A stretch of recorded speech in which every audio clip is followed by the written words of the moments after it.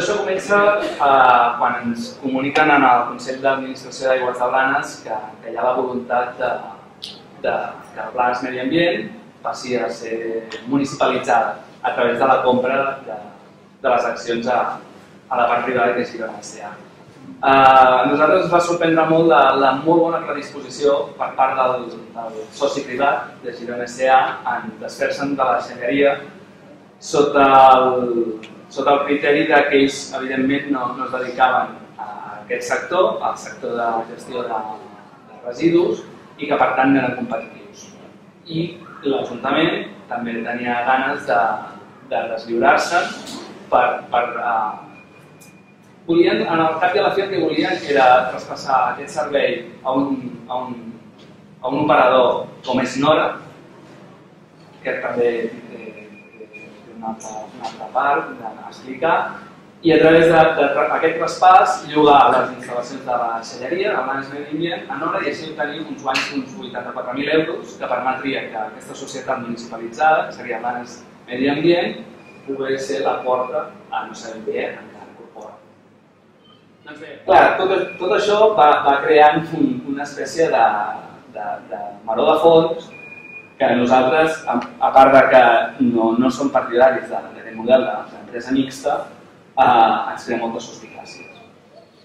Per tant, el que intentem fer ara ja és començar a obrir el debat sobre no ja la municipalització de l'aigua, que entenem que és urgent i que s'ha de fer, sinó també una mica fiscalitzar i passar comptes amb la gestió actual d'un servei. Dintre de l'estructura de l'ERRA de Girona S.A. l'any 76, un nom que es diu Florenci Coll, que és de Pals. Florenci Coll va ser gerent de l'ASA. Més persones influents. Hi havia l'alcalde de Sant Feliu de Guíxols com a accionista de l'empresa. I llavors dèiem, i qui és el president de tot això? Doncs el president era un home que es deia Joan Gic Ventacareda. Careda va tenir càrrecs molt importants en el franquisme. Va ser el secretari general del Movimiento a Catalunya, va ser president del Comitè Olímpic Espanyol, després del Samaranc, que va ser Masquell, va ser secretari general de Deportes i de Física. I veiem que la seu social de Girona S.A.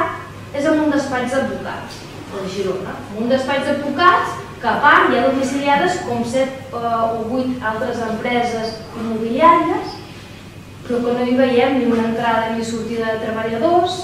Llavors anem a mirar els comptes anuals, a veure si té naus al seu lloc, furgonetes per realitzar la seva tasca, i no té béns. Carai, tu, una empresa que és un domicili amb un despatx d'advocats té la capacitat de passar una factura anual a una altra societat increïble. Anem a mirar els treballadors que té 7 treballadors, 2 ells directius, el senyor Piferrer i el senyor Pallell, que són els que estan treballant a Aigües de Girona i a Aigües de Blanes, i 5 treballadors més que a data d'avui encara desconeixem absolutament qui són aquests treballadors. No només nosaltres, sinó que absolutament ningú sap qui són els treballadors de Girona S.A. No només això, sinó que el dia que el senyor Piferrer va declarar als jutjats, se li va preguntar explícitament qui eren els treballadors de Girona S.A. i va dir que no recordava cap nom. I veiem que aquí, en primer lloc, hi pot haver delictes de protecció indeguda, d'haver-se quedat diners per treballs que realment no s'han fet. Per altra banda, veiem que hi ha tota una sèrie de decisions a nivell empresarial preses per aquesta empresa mixta que no busquen beneficiar l'empresa mixta, sinó que busquen beneficiar l'empresa privada. I això té un nom.